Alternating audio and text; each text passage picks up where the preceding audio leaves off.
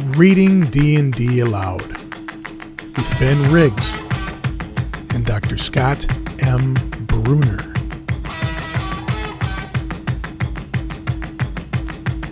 Episode 25, Gary Gygax, Great or Lucky?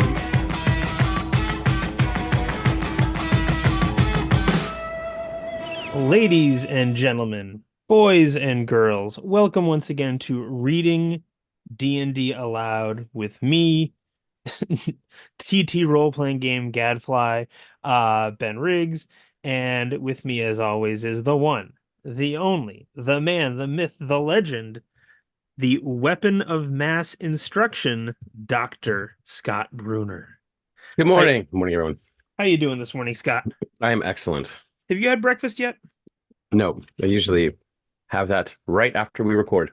Yeah, for those of you who do not keep up with us, we record at 7 a.m. on a Sunday, so it's always breakfast before or breakfast after. It's always hard to tell. And today we are just reading the Dungeon Master's Guide aloud. We are on page 41 for those of you following at home, and we're going to look at Continual Light. And actually, I forgot, I need to start in the player's handbook for this one. It's a third level cleric spell. And before we read the commentary in the Dungeon Master's Guide on Continual Light, we need to read the actual spell from the first edition player's handbook. Alteration reversible. Level 3, range 12 inches, duration permanent, area of effect 6-inch radius globe. Components verbal and somatic. Casting time 6 segments. Saving throw none. Explanation description. This spell is similar to a light spell, except that it lasts until negated by a continual darkness or dispel magic spell, and its brightness is very great, being nearly as illuminating as full daylight. It can be cast into air, onto an object, or at a creature. In the third case, the continual light affects the space about 1 foot behind the creature if the latter makes its saving throw. Note that this spell will blind a creature if it is successfully cast upon the visual organs. For example, its reverse causes a complete absence of light. That's interesting. I wonder who was the first person to cast continual light on the eyes of an orc. Yeah, I mean, I remember that was one of the most. I think it's interesting that there's a lot of stuff in these books that is very much like saying, hey, player, don't let the players do this. This is one where I think the players were like, well, okay, I'm sure that the spell's probably Genesis was just so you could see in a dungeon. But then, of course, the first player's like, well, I'm going to cast it on the orc's eyes so they can't see. And this is one of those where instead of pushing against that, kind of ran with it. And I think we still have that in 5th edition to this day, that you can cast light in a monster's face. So Gygax then adds in the Dungeon Master's Guide, Continual Light. As does a light spell, this will tend to blind a creature if it is placed on its visual sensory area. Oh, Gary. I mean, fair, but how many things in D&D don't have eyes that can see? Like, you couldn't blind an ooze, right? Yeah, visual sensory area. Yeah. The spell can also be placed upon a smallish object, and a light-proof case subsequently used to encase the object so as to make it dark until the covering is removed, i.e. a continual light source which expends no fuel and will not blow out. Darkness spells are the bane of this device. So, I mean, it's certainly interesting that Gygax is thinking about deviant play, and you can see how he is here like, hey, like, here's some things that happen in my game with Continual Light. Maybe they'll happen in yours, so I'm going to prepare you for that. Yeah, this is, I mean, this is one of those moments where I'm like, what exactly? I agree, right? That so much the Dungeon Master's Guide is literally like, okay, this is what players have done in the past, few years of folks playing this game. We've got to come up with a manual to stop them from continuing to abuse the rules in different ways. This one is strange. The spell can be placed upon a small object in a light-proof case, subsequently used to encase the object. What? Why would you do that? I mean, my guess would be that, like, are you creating the light bulb? Yeah, kind of. It's a portable light bulb, and yeah, maybe you want to sneak, yeah. like, a thief sneaks around in darkness and then pulls out, his glow rock or whatever. Now I got it. It's basically saying it's a magic lantern is what you're making here. Okay, now I get it. Only Gygax can take me that long for me to understand exactly what he's saying. Small subject light boost case, subsequently used to encase the object. Got it. Yeah. I will admit the next is cure blindness, and I'm fascinated to see by what commentary he's going to have here because it just seems so straightforward. Like, like frankly, this seems a shockingly specific spell. Well, that's a good question to ask too. Like, I mean, when we started this, and I was like, "What page are we on? What are we doing today?" And you're like, "Continual light." I'm like, "What am I going to say about continual light? Like, what can we have about that?" But it's interesting. I think the thing that's interesting about all of these is there is so much verbiage around each of these spells. There is like the other thing, of course, we're reviewing it through a 2024 lens, which means that we have a lexicon of like what the major spells are. One of the, we've often said one of the things that's kind of amazing, it's obviously Gygax has his problems and there's things that we kind of poke fun here and there about Gygax. But one of them things that is the two things I think are fascinating about Dungeons and Dragons is how many of the rules and sometimes the rules hang around just out of nostalgia. People don't want that much change. We all know that. I mean, fourth edition is the shining, example of what happens when you change the rules too much. But it's interesting that the attributes and some of the main spells that Gygax came up with are still in use. But yeah, I'm interested to read Cure Blindness too. Just like you said, like we look at these and we're like, that's pretty much you could just say the title and I kind of get what it's going to do. But again, in 1977, maybe people were like, ooh, what, how is this going to work? Yeah, I would say two things. One is a little facile, I suppose, for this audience, but I obviously and totally concur about how influential D&D has been. The fact that it is a strand of the DNA of the internet. Like if you say NPC, everyone knows what you're talking about. If you said, "Oh, he's chaotic, good," everyone also knows exactly what you're talking about. So many things that are just common parlance today come out of D&D. And again, with this audience, it's everyone knows that, but it is, I suppose, still a thing to behold and wonder. And it'd be like kind of like what other games have been that influential, like poker, like Yeah. Yeah, I think it's yeah, I mean it's definitely interesting to think about how all of the words and terms and phrases have kind of entered like, everyday life. It's interesting to me. I mean, now, when like when I teach, NPC is now viewed as like you could call that to somebody like it's a slur. It's interesting to think about how back in the day, so many of these terms and parlance was, I mentioned lexicon a second ago. These were all like a secret language that people could say. I remember my friends and I in study hall in the 1980s, and if you said, NPC, we could make a joke or something and giggle, and nobody would have any idea what it meant. And now, of course, everybody knows generally everybody knows what it yeah, means. if you have a cool librarian, they're gonna know. Yeah, and it's interesting because if a student uses NPC as a slur today, they're not talking about Dungeons and Dragons. They're talking about video games because, of course, the entanglement between these TRPGs and games. But it's funny to think about that secret language has been lost as tabletop role playing games, as its mechanics, as its thoughts, as its foundations have literally become the background noise in many ways of our modern language. The other thing I was going to say was in regards to cure blindness being remarkably specific. Yeah. My favorite magic system is the magic system for Mage the Ascension.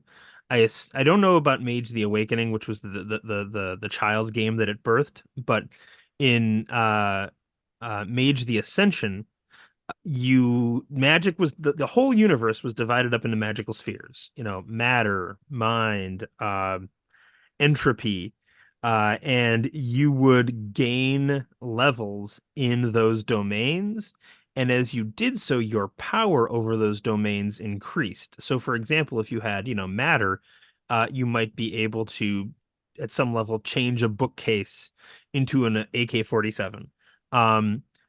But and I want to say, oh yeah, there was life too. So again, cure blindness would be a life roll. If you have enough levels of life, you'd just be able to do it.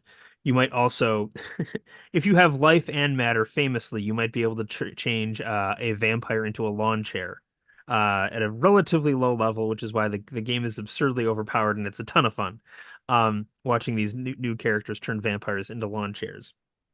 But I do oftentimes think that that had to be a reaction to the specificity and listy system of D&D, where every magic Yeah. spell really is here's a way to break the rules of the game or of reality as you know it. Yeah, I haven't played Mage. What I was thinking of, but it's interesting. You kind of talking about that, how the magic system allows you to kind of be rather creative with it. When you think about, like, you can change the weave of fabric or reality in different ways, and so it's up to you to figure exactly how the spells work. I mean, I think in many ways, like, that's, to me, that's almost a more Tolkien-esque magic. Whenever I think about like magic and this a lot of times when I think about, the intersections between fantasy literature and tabletop role-playing games, I often think about the magic, because I would say, I always, the way like Gandalf wields magic is not based on a spell. Certainly, you never see him throw any, material components in the air and cast a web, but you know that he has the capacity to kind of change reality, to do things if called upon to do so. This is, I suppose, this is much more explicitly Vancian for those who've read the Dying Earth series by Jack Vance, and the wizards in that, and of course the Gygax lifted the whole concept directly from Jack Vance of, you have to memorize the spell, and once you cast it, it's gone. But it's interesting, as you mentioned, it's an extremely explicit system. You know exactly what you can do. Yeah, I mean, in the Vance literature, it's a little bit less explicit as it is here, but because we're doing that ludic translation, we're like, okay, well, exactly what did that wizard in the Dying Earth do as far as how it would relate to a wargaming board in front of me, and how do we do that? But it does make magic more well, we talked about this a lot last week, is that it makes magic much more quantifiable and definable. And what happens when you lose a little bit of that mystery or the ambiguity about what magic does, when you're like, this is exactly what magic does. It goes into a cone that's exactly this wide, and that's how it works. And you have to do that to play a game. It's interesting to me. Would you say that, like, the system in Magic, the Ascension, is more like, I mean, are there cones and circles, or is it always up to the DM's adjudication as to far as how the magic is going to be impacted in the world? I would have to grab the book off the shelf and flip Sure. through it for the specifics, but my recollection is something like, yeah, when it gives you very general outlines of the borders of your powers at each level. So like, I'll make up life one. You might be able to do a little bit of healing. You might be able to cause a little bit of damage. You might be able to do a little bit of alteration of a physical form of a living creature. Maybe you're able to communicate with all living things by level 3. It only had 5 levels. By level 5, you're probably able to have godlike powers of creation and destruction. Yeah. Like your touch kills, your touch creates. You can just remake things in whatever shape you would want them to be. Things like that. Have we talked about Sanderson's laws of magic? No, he's a writer, correct? Yeah, Like, he is yeah. that the name of the book, Laws of Magic? I've never read No, them. I think no. no. So, Brandon Sanderson is probably the best-selling fantasy author of the Yeah, modern age. He's probably bigger than George R. R. Martin. I literally And can now see him in my head. He's written tons of books. Is that yeah, correct? yeah, Yeah, that is correct. And his settings and magic systems are probably the reasons to read the books. hmm Again, like if you're a Sanderson fan, I loved the Mistborn series. Couldn't get into the I don't even know what they're called. The real book stopper ones that are like his Wheel of Time. Couldn't get into those. But Mistborn I really loved. But he relatively early on was like, okay, here's how I'm gonna do magic. And it's going to be very concrete and very specific. And because my magic systems are going to be almost more like superpowers from Marvel Comics, yeah. I can use them to solve plot problems in a way that'll be more satisfying to people.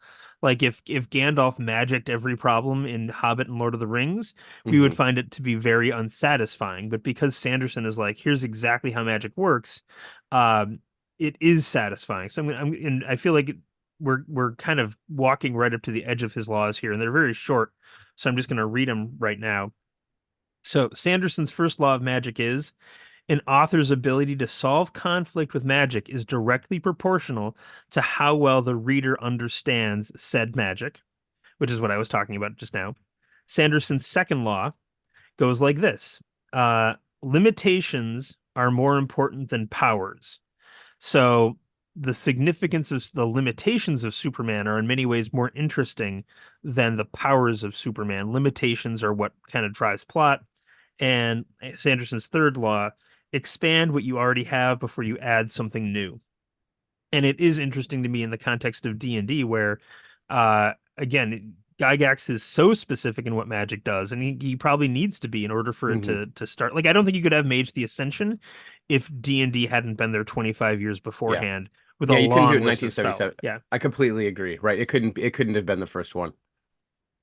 All right. Should we cure some blindness? I was going to add a quick other Add it. comment about Do it. it's just interesting. Like the more ambiguous like we were just saying is you couldn't in 1977 not have specific and explicit instructions for how magic is work because people didn't even understand how a tabletop role playing game was going to work. So you needed to have this kind of this quantifiable taxonomy of spells. But what I'm thinking about is I'm thinking about how, tabletop role-playing games, whether you use Mage the Ascension or a lot of the other games that are out there that do allow for a little bit more ambiguity, or something even like the Dungeon World series, which is more the Dungeon World games, which are they're powered by the Apocalypse Engine games, where it is more of like kind of you're flowing more like a narrative. I feel like that asks so much more of the Dungeon Master. I was thinking in my head, I was like, games should come with like a difficulty rating for Dungeon Masters because the more explicit I think the rule set is, the more that you can relate it to the wargaming table in front of you. You know how squares, you know exactly how many feet, and those feet are marked off on a little grid. Those things, the less that the dungeon master necessarily has to do, because in many ways the players can kind of do those things. They know exactly where the spell is going to go off. They know how far a flask of oil could be thrown based on their strength attributes. But when you get into more of those narrative games, it asks a lot more of the dungeon master. I suppose it asks a little more of the players, but as a dungeon master, who cares about players? I kid, but I was thinking how funny it should be. It'd be like, there should be some rating system for some of these RPGs based on the level of difficulty for a dungeon master to be able to create worlds for them. Because of how much responsibility the DM's going to have if they play that system. See, and I would disagree in that I think the more rules there are, the harder it is for the DM because you're responsible for knowing those rules. And again, like if your plot in an adventure revolves around the blindness of a person and the characters show up with cure blindness and suddenly, oh, this guy's not blind anymore. Okay, I guess I need to figure something else out here. Yeah, I mean, it's well, first of all, I'm not necessarily saying more rules. I'm saying more explicit rules, like ones that really, really quantify everything. But I mean, I do think you make a good example. I mean, it's one of the reasons why I don't play first edition Pathfinder anymore. Like at some point, the amount of rule, I don't know if anybody out there has ever seen the Pathfinder combat flowchart, but it's like, it's so long. Like just to make an attack, you have to go through like so many things. And it's amazing to me going back. I think about this a lot. When Pathfinder First Edition came out, I said, this is my favorite tabletop role-playing game system. I absolutely love this. I hadn't played much 3.5, so in many ways, my exposure to Pathfinder was just reading probably third edition for the first time. So I don't want to give Pathfinder all the credit because so much of that stuff was coming from Monte Cook and the Wizards of the Coast D&D team. But I think it's interesting now if I even look at Pathfinder First Edition, because I'm often constantly wanting to run Rise of the Rune Lords, which is one of my favorite adventures of all time. But I'm always like, all right, if I'm going to run this, I'm going to run this with a new system. I'm going to have to find a conversion to second edition Pathfinder, or somebody's converted it to 5e to even run. I find that interesting that I always I'm really digressing now, but I'm always amazed also about how video games are the same way. Like, remember when the Nintendo Entertainment System came out? Like, I remember being like, this is the most amazing graphics I've ever seen on in every game. And games now that I have a hard time when people say like games from them are unplayable because like games like Wizardly, classic tabletop role-playing games, Pool of Radiance, even farther back, Temple of Apshai, or what's the one that's in Ready Player One? Dungeons of Daggerath. To me, they're just as playable today because I don't really care about graphics that much. But I will say some of the old NES games, they are unplayable to me, not because the graphics are bad, but because some of the gameplay is like, this is just really not fun in any context. I would agree with you that gameplay can overcome the graphics. Like, Yeah, I went back and played a little bit of Super Mario Brothers when I got my Nintendo Switch. sure. Still plays like a charm. Oh yeah, that's a timeless game. Like, and again, the graphics are just good enough for what it needs to do. You've got a lot of mushrooms and goofy guys with large heads and feet, and you bounce on them. And I think it's the bouncing and the running and the the the gameplay is so well designed that you aren't like, oh, the graphics today would be better. You're like, I gotta avoid that turtle. Yeah. But at the same time, I did go and play some other games. Like I remember thinking that Double Dragon was really awesome when Right. I was in eighth grade. That's a great example. Yeah. It's pretty goofy now. Like, what? That dude's muscle, this dude's pecs are as big as his head. But it's I was just talking about this with a friend. I don't know if you've been to. We are again not ad supported by anybody, but I go out of my way to mention things that I love. There's a great place in Menominee Falls called the Garcade, which is it's an old school 1980s arcade. We go there quite a bit, and those old side-scrolling beat 'em ups like Double Dragon, some they don't necessarily hold up like when we were Double Dragon was one of those games when I was a kid that had a line by it, right? When that thing came out, like we were all waiting to play. You can It get was a such an amazing knife game. and a chain to whip people with. Oh yeah, it is. Yeah, the weapons are kind of a little bit overpowered, but you're right. And I was gonna say the thing about the arcade is once you move from the model in the arcade of like having an infinite, from having only $5 worth of quarters. And when I was a kid, I never had $5 worth of quarters. I did once, and I still remember that day because it was like one of the most amazing days of my life. It was Donovan Stokes' birthday. See, that's how much I remember that one time I actually had $5. We usually had $1, right? So you had like $1, maybe two if you were lucky. So you could play, 8 games on that, and so you chose them, and if you played Double Dragon, of course, you could only play as long as your skill would kind of take you into the game, and you'd always wonder what was going to happen at the end. Spoiler, if you play with another person, you have to fight that person at the end. And now if you go to like a place like arcade where every machine is set to free play, you lose that. Like my favorite game when I was a kid was Gauntlet and Gauntlet 2. I loved those games, and they're very fantasy based. Are you familiar with the Gauntlet games, Ben? Oh, am I? Yeah, those games don't hold up now because you can play infinitely, and there's no, and those games are, it's so fun to think about Gauntlet. Like that is such an attrition style of gameplay. One of the things that drove me crazy when I was a kid about Gauntlet, and I know why they do it because they don't want your character to just stay somewhere, not walk around, is that you are constantly using health, so you must constantly be eating. Evidently, the Valkyrie thief and wizard have intensely fast metabolisms that they have to constantly be eating while being hit by monks. But those games don't hold up anymore because you don't have that.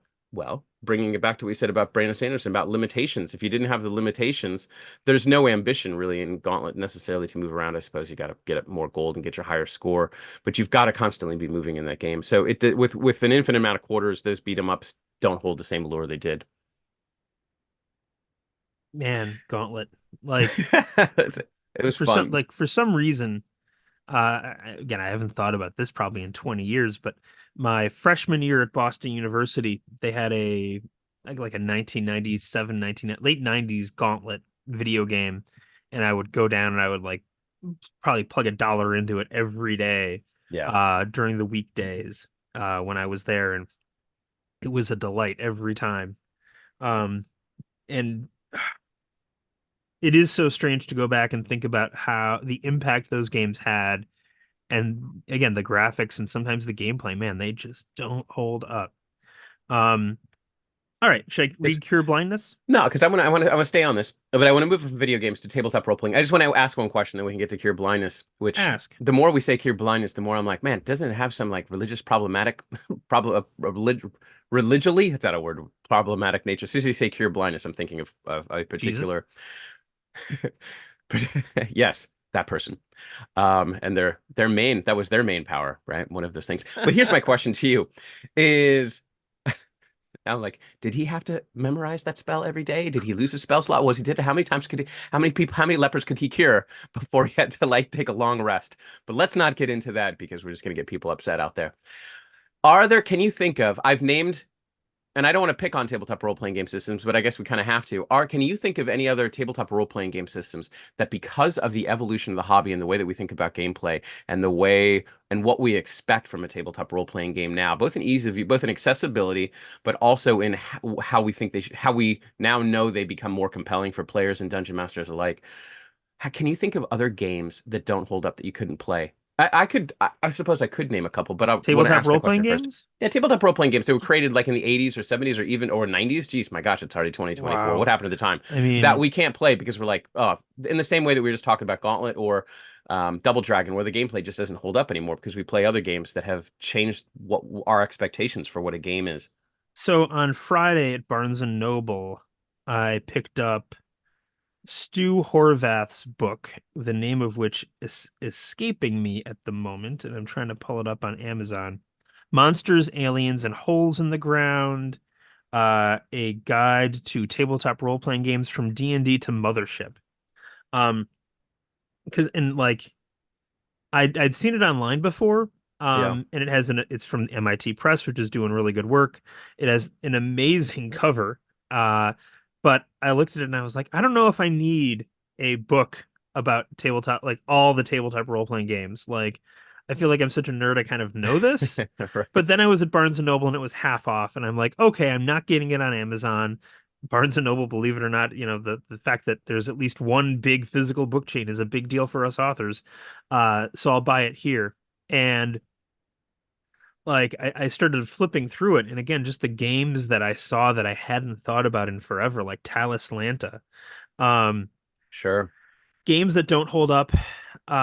I would jump to the Phase Rip Marvel superheroes off the top of my head. I know other people love Phase Rip, but Thy like, wound me, take thy beak from out my heart. and thy form from off my door. Uh, I think that, like, man, I played a ton of riffs back in the day from Sure. Palladium. I'm sure I would not be able to stomach that. I am really interested in, is AD&D second edition playable today? Um, like I recently went back and did third edition, and it was fine. Although I found that we, like, instead of anytime we were like, how do we do this? We almost always just inserted 5e rather than looking it up. Hmm. Because we were having a good time, and why stop Yep. to look it up? Yep. Um, I'm trying to think of other. I did some Star Wars D6 in the past 10 years. I thought that was fine. Like, if Star Wars D6 came out today, I bet people would be like, it's okay. Hmm. Like, and the fact that, like, a game from, I think it's 87, uh, today could be considered just fine is amazing. Like, like, that's great. Did you ever play Star Wars D6? No, I've never played any Star Wars tabletop role playing game. It was stat plus skill. So you had, like, your strength, and then you Yeah, had skills under strength, like I think sword fighting was under that. And it was all D6s sure. and pips. So like your strength might be 3d6, and I think once you would get +1, +2, +3 in a skill, and then after that it would loop over into a full die. So like you might have 3d6 in strength, 1d6 in sword fighting. So you roll 4d6 and you want to get over the difficulty number. The difficulty numbers escape me at the moment. But like that was basically the whole system right there. Stat plus skill, difficulty number. And again, of course, it being a 1980s game, you had the grenade scatter chart. Yeah. I mean, um, they love their charts and tables in the yeah, 1980s. yeah, and it was strangely designed for Starship Combat Minis, I would say. Like Hmm. you would perform maneuvers and you would have to roll difficulties to achieve the maneuvers.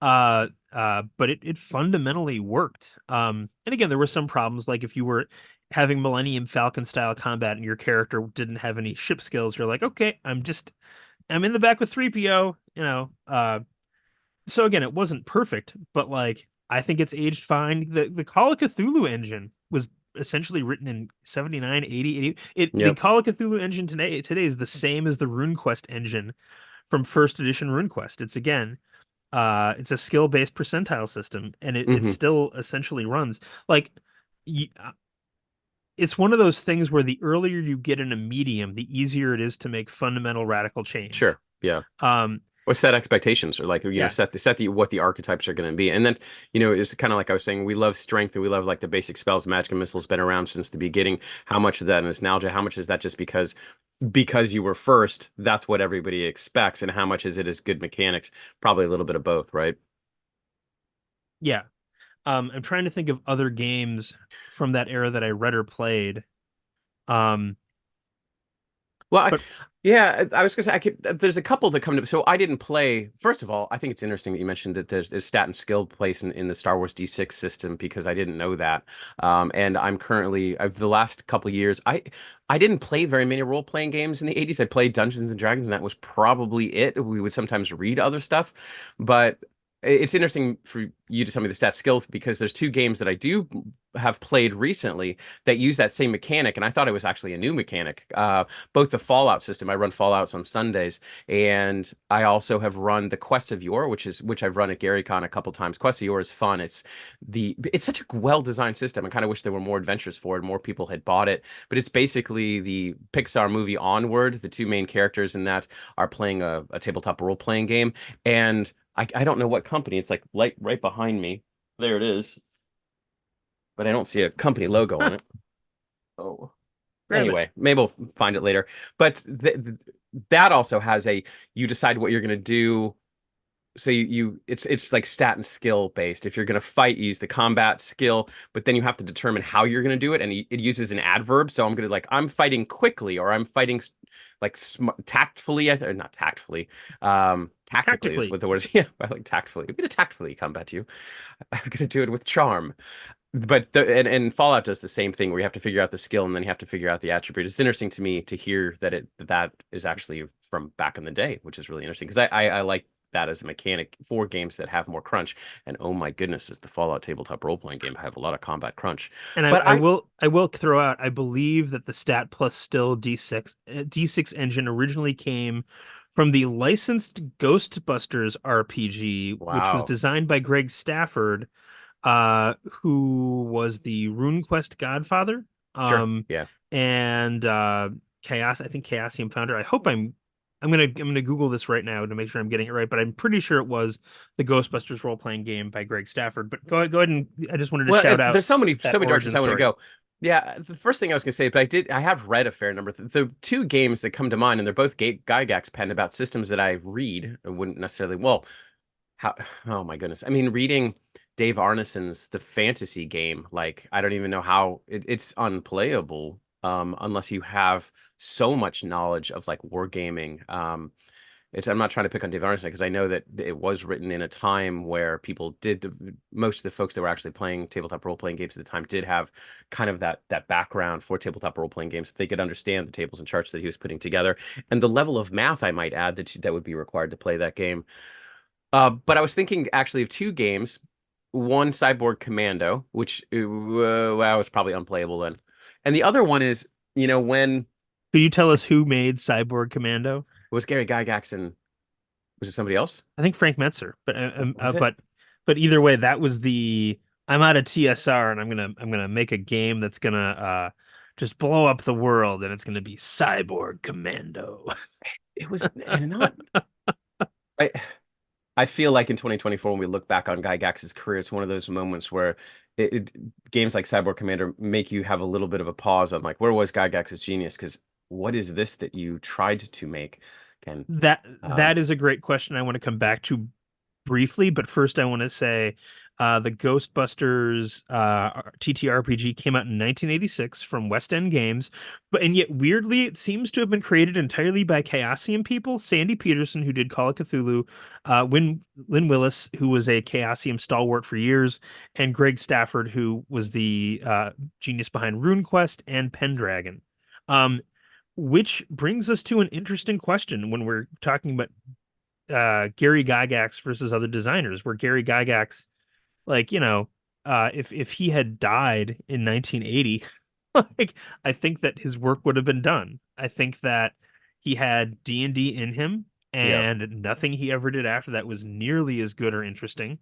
And he made this revolutionary product, but all those instincts that led him to make that game then seemed to hobble him going forward. Whereas someone like Greg Stafford or Sandy Peterson, I mean, the fact that Sandy and Greg both have multiple iconic games to their name really says something. They really seem to approach it from a much different place than Gygax. And again, I will say I am not familiar enough with their methodologies to talk about it what's it called when the Pope's ex cathedra, when the Pope speaks with infallibility.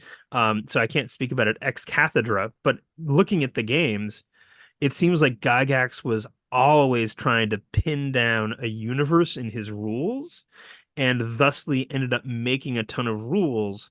Whereas it seems like Stafford, Peterson, and a lot of other game designers think to themselves, what kind of play do I want to have at the table? What do I want the experience of the players to be? Whereas Gygax, again, in my opinion, just from D&D, Cyber Commando, Dangerous Journeys, like he's always just creating rules to simulate this world. And I just don't think that modern game design lay in having a ton of rules to simulate a world. Even if you're going to try and simulate a world, I just don't know that a lot of rules is the way to do it. Does that make sense? It does, and I think you're completely right. And I agree with you. And I think it's really interesting because I've never thought about that. But you're right around that.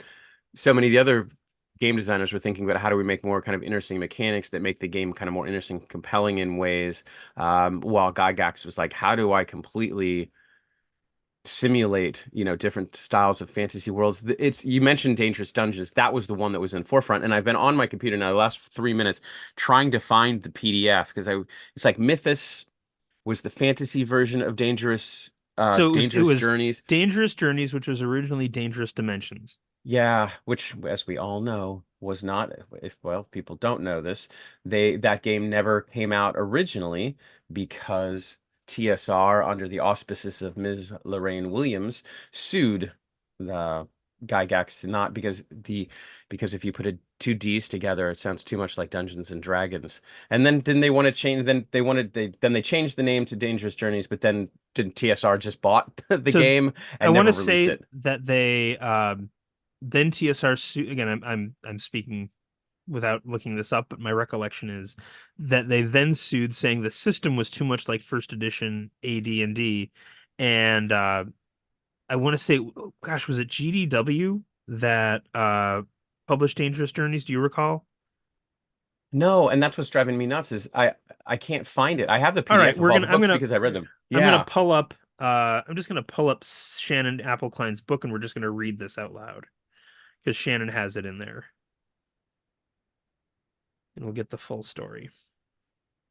A strange thing. Shannon Appleklein's game store was a place in Oakland, California that I often frequented. I never ran into him. I wish I had.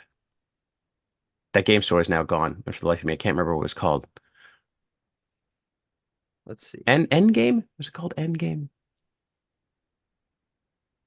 All right, is it in here? Dangerous Journey. There we go. The one thing I'll say about it, so I'm going to say the reason I was thinking about Dangerous Journeys is specifically because it's a really fun game to read, but I can't imagine playing it. The amount of rules and what we've been talking about Gary Gygax's love of kind of like hardcore simulation systems and to kind of prove his cleverness on being able to ludically translate ideas from fantasy literature, fantasy medias is always fascinating. I mean, I think Gary Gygax had just a brilliant mind for it, and it certainly was right place, right time, right person for first edition Dungeons and Dragons. But that time kind of moved on. And I think the way to put it is Gygax's gaming motivations and ambitions did not necessarily move on with it. Is Cyber Commando one word? No, it's two. Okay. So I love that I could find, by the way, I could find Cyborg Commando on my computer, but I can't find Dangerous Journeys. I don't know what that means. So this is what Shannon Appleklin writes in Designers and Dragons, the 1970s, which, again, if you're into the history of role-playing games, I cannot recommend those volumes enough. I think second editions are coming out. But in many ways, like, writing books about role-playing games is Shannon's life work, and I can't recommend his whole corpus highly enough. So yeah, I think both you and I probably leaned on I mean, I have all those books too. And it's like when I was doing my dissertation, like in exactly what we're doing right now is a lot of times what I had to do in my dissertation, which is when we're like, wait, was it then Game Designer Workshop that did this thing? Oh, I bet Shannon has the answer. Yeah, and you pull those books off. You're like, thank you, Mr. Appleklin. TSR went after Gary Gygax yet again in 1992 when GDW announced a new Gygax-designed fantasy game called Dangerous Dimensions. TSR promptly issued a cease and desist on May 13th, 1992, citing trademark confusion with their own D&D. GDW agreed to change the name of Gygax's game to Dangerous Journeys 1992 and published, at which point TSR sued them again. This time, the claim was that Dangerous Journeys was derivative of D&D. Based on the broad claims made in the lawsuit, if Dangerous Journeys was derivative, then so was every role-playing game in existence. But specious claims rarely keep lawsuits from being heard in the United States. By 1994, GDW's attention to the court case had hurt their publication schedule badly, and as a result, GDW was nearly bankrupt. On March 18th, 1994, GDW and TSR arrived at a settlement where TSR bought all rights to Dangerous Journeys, which was a familiar tactic. By April 1st, 1994, truckloads of Dangerous Journeys books were being shipped to TSR. Here, the property joined the dusty dungeons inhabited by other role-playing games that TSR had purchased, such as SPI's Dragon Quest game. TSR made a brief attempt to sell Dangerous Journeys through the book trade, but after that, the game was never heard from again. More information on these lawsuits can be found in the histories of New Infinities, Mayfair, and GDW, respectively. New Infinities was the company that Gygax created after he left TSR to publish Cyber Commando, unfortunately. So on the one hand, it is really, really crappy that TSR was like, we're just going to sue Gary Gygax all the time and keep him from creating anything else, which is really ironic considering, like, again, the quality of the work just isn't that great. Like, I think there's a thing in physics where, like, if you're going to revolutionize physics, you do it when you're young, but then you never really kind of do anything again. So now we're getting into about. Yeah. Go ahead. No, so I didn't mean to interrupt you, but now you get into that. I always think about, like, as I get older, how there's a New York Times article just a few weeks ago that said your professional decline is coming faster than you think, and it's like, and I'm like, at 51 years old, that's scary to think about, because my professional apex wasn't that good to begin with. Anyway, sorry. I didn't want to bring in I don't know why I brought in the age thing, but it is interesting to think about, wasn't necessarily age, but as you said before, there's so many other designers that continue to do really compelling work. Have you read The Remains of the Day by Kazuo Ishiguro? I have not. It's about this English butler who spends his entire life essentially serving I don't know what the term is for it in England, but a lord who was like, we should just be friendly with the Nazis. The Nazis ain't so bad. And of course, by the 1950s, everybody's like, man, that guy was terrible. Yeah. And yet he like, spent his whole life serving this guy. He didn't go to be with his father when his father was dying because he was too busy, like, serving brandy at a party for this lord. And, the book is, he goes on a road trip, thinks about all of this, and the book ends with him, like, sitting on a hill looking at a beautiful view. And, he decides that what's important is not what has happened so far, but what he does with the rest of his life, what he does with the remains of the day, as it were.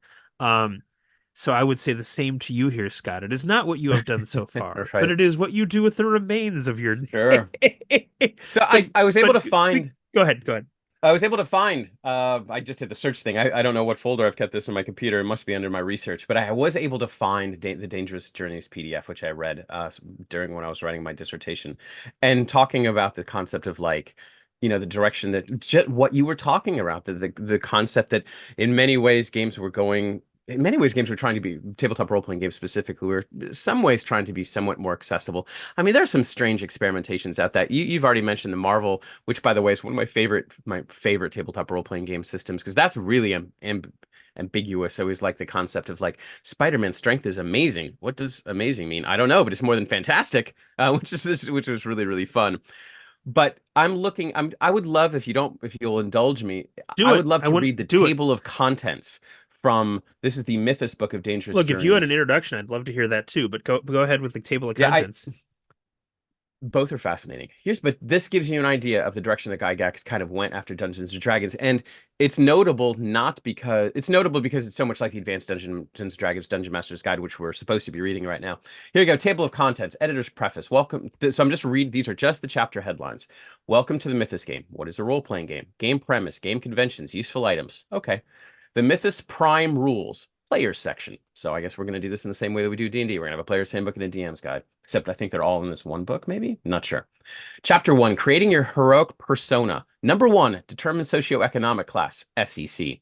2, generate trait scores. 3, choose a vocation. 4, select KS areas and steep points. Again, both trait and steep obviously stand for something. 6, establish finances and possessions. But we already established our social and economic class. It almost seems a bit redundant. Number 7, finish any miscellaneous information. Okay, chapter 2, conducting actions, heroic persona actions, using knowledge skill areas and traits, moving and measuring time. Chapter 3, Heka. Probably comes from probably Heka. Heka. And I can't believe that word is in there. Yep. That is the Egyptian word for magic. So interesting. Heka, mystical force of magical casting. The mystical force of magical casting. Heka sources, Heka values. Castings available. Castings, times, and effects. Heka reservoirs. That's the magic section. That was 21 to 23. So 2 pages, not too bad. Chapter 4, combat procedure, armor in the Mythos Prime game. Armor costs, weapons in the Mythos Prime game. Heka in combat, healing wounds. Chapter 5, improving skills and abilities. Chapter 6, playing your HP? Oh, heroic persona. Oh, that's not going to be confusing. Oh, God. Instead of PC, we have HP, heroic persona. That was poorly thought. Role-playing expertise, example of play. Chapter 7, upgrading to the advanced rules. Difficulty ratings and JOS factors. Don't know what that means. The advanced HP. Advanced again, it means PC, evidently. Advanced combat, complete Heka. Oh, and here we go. Now we've got the Game Master section. Chapter 8, running the Mythos Prime game. Using the Epic of Aerith. Oh, so is he playing that in his home world? Interesting. Setting the value of the base unit coin. Oh, that sounds like fun. Awarding accomplishment points. Creating and using other personas. Using Mythos Prime rules in advanced Mythos scenarios. Chapter 9, High Time at the Winged Pig. Oh, it must be an adventure. Map of the Winged Pig environs, map of the Winged Pig. Next section, the Advanced Mythos rules. Chapter 10, creating advanced Mythos HPs. Socioeconomic class. SEC populations as a percent of total population. Working population, vocation distribution. Occupations, professions, offices, titles, etc. by class level. Literacy by SEC level, class relations, socioeconomic class mobility, SEC outside the culture area, SEC in relation to vocational choice, heroic persona statistics, trait scores, category scores, attribute scores, what the numbers mean, category and trait scores, standard HP descriptions and KS area bundles, alchemy, mental vocations. By the way, these are just chapters. Arms, physical vocations, Dwemer craft, mental vocations, mysticism, spiritual vocations, outlawry, various traits vocations, priestcraft, spiritual vocations, primitive, various traits vocations, primitive vocations, tables, woohoo, scholar, mental vocations, voyager, various traits vocations, non-human heroic personas, optional. The knowledge skill areas, what a KS area is and isn't. Oh, I see KS means knowledge skill. Universal KS areas known to all HPs. Additional HP knowledge skill areas, knowledge skill sub areas, knowledge skill area list by trait. More heroic persona data. Attractiveness, interesting. JOS, birth rank, background and quirks, background detail creation, quirks, snacks and peculiarities, quirks and counter quirks tables, instant HP information tables, handedness, race, heroic persona resources, wealth, determining HP wealth adjustment for age, net worth, special connections, possessions, standard equipment, special equipment, transportation. I swear I'm almost done. Chapter 11, core game systems. The KS operational system, making rolls against steep, rolling against HP statistics, combined efforts, rolling via guesswork, special successes and failures, determining the difficulty. Now here's something interesting, determining the difficulty rating. KS versus KS rules, frequency of KS rules, the many uses of JOS, movement time, movement general time, game time versus real time, accomplishment points, general APs, AP/Gs, specific KS steep APs, exceptional performance APs, and finally, the art. Oh my goodness, I'm sorry. I completely messed up. The art of studying and training. I'm going to stop here. I messed up because there's 2 columns And the column on the left, I went right to the top of the page, but it actually was supposed to go to the next page, which I'm not going to read everything for. Hopefully So that gave you a little bit of taste. There's so much more. I am going to read one last thing. The do it. combat section is from 208 to 275. The combat section is from 208 to 275 and has some titles like Attack to Drain, Attack to Paralyze, Attack to Derange, Attack to Control, Attack to Weaken, Attack to Demoralize, Attack to Confound, Attack to Subvert other spiritual attack forms, Attack to Overpower, Attack to Stun, Attack to Disable, Weapons to Enhance non-lethal attacks, Susceptibilities and Vulnerabilities. My gosh, it's just crazy. More on personas in Chapter 15. Short list of bestial powers, sample other planar creatures, role-playing, care and complete development of each heroic persona, game master encouragement of players. That's interesting. Yeah. And of course, from 380 to 413 are nothing but appendixes from random event tables, modifications for time and planar travel, the 9 dimensions of the multiverse, parallel heroic personas. I'm just reading a few. Secret the Accursed in the fantasy milieu. Back to milieu. Wow. Yeah. Sorry for. That's okay. That was great. So I guess I would close with this question. What a way to close. Yeah. But was Gygax good or lucky? I mean, because you could tell a story where he's lucky and Arneson wanders into his basement with this great idea, and Gygax, then is the popularizer of it and is the St. Paul and gets a bunch of the credit and even goes to war against Arneson at one point. And then when he loses control of TSR, he never has another good idea again because it wasn't his idea in the first place. However, you would then have to ask the question, how come Arneson wasn't like Sandy Peterson and went and designed other great games? Like both Arneson and Gygax, again, if they were abducted by aliens in 1980, their work was basically complete. Like all the great ideas we were going to get, we already had. There was nothing amazing coming after that. Is it that they both got lucky? Maybe they both got lucky and stumbled into these ideas. Yeah, I think first of all, I'm gonna do a little bit of defensive Gygax on this issue because I do think right person, right place, right. But I do think there's something to be said for right person. I mean, we've been reading the Advanced Dungeon, AD&D Dungeon Master's Guide. I think somebody with, and it's easy to kind of poke fun at this stuff. It's easy to poke fun at even Mythos here because it's going the same direction.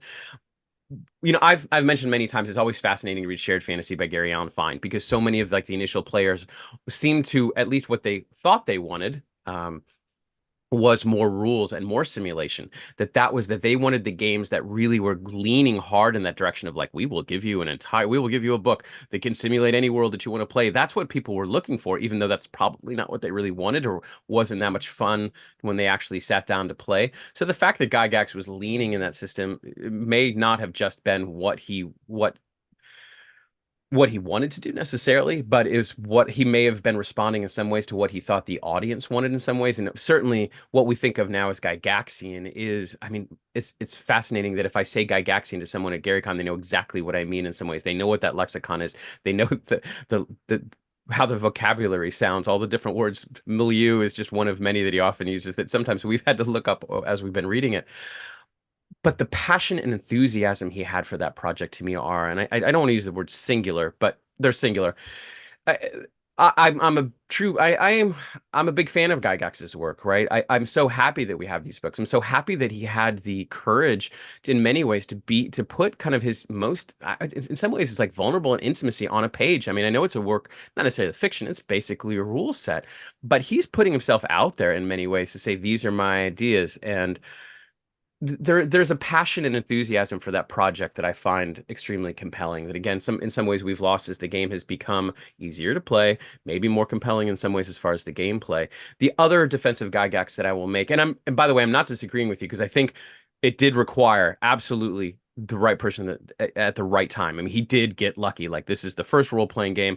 It's the only way it was going to become so powerful was that he was the primary mover of this. Absolutely. Right. I think those two things are entangled. I mean, we are all bound by the limitations. At least we're not bound by time because time is an illusion, lunchtime doubly so. But we are bound by existing, in this way. And so he did get lucky in the fact that moment was there for him, and I suppose him seizing it was the thing that's really fantastic. And he certainly did seize it and created, helped create, along with Arneson and along with all the players that are entangled with the culture and what it has evolved into, are all responsible for its genesis. But the other defense I'll make of Gygax is that you read the whole Shannon Appelcline thing. I mean, TSR was ready to sue him no matter what he did. If he wrote a book, TSR was kind of leaning over him. So maybe he didn't get as many opportunities to publish what he would have liked to have done.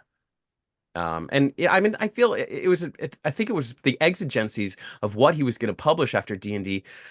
On the other hand, maybe Cyborg Commando is exactly what he wanted to do. And then he had to come and do Dangerous Journeys because that's what the audience expected. And then he created basically what is another really long-winded simulation of fantasy worlds that nobody played. Well, because it wasn't published, but that's my point, right? Like, he couldn't even get his stuff out there. So you can't blame him for possibly being exhausted by the business side of what happened that maybe does drain your creative ambitions. I mean, it's got to be hard to make a whole role-playing game and then be like, assuming it's going to be published and then have it not be. And oh man, like